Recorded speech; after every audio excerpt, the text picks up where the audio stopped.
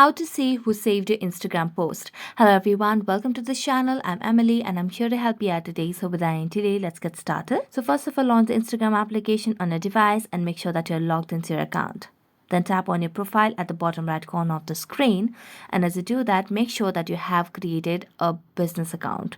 So as you can see, I have a professional dashboard, which means it's a professional account.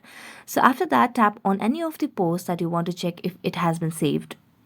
Then as I tap on the profile, you can see the option of view insights on the post. So tap on view insights, and as you see the view insights, just scroll down and under the option of post interaction, you can see the option of saves. So tap on saves.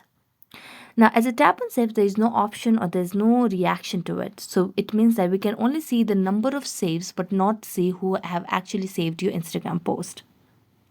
So that's it. Thank you so much for watching this video. If you enjoyed watching it, don't forget to like, subscribe and hit the bell notification for more updates. That's it for today. See you next time.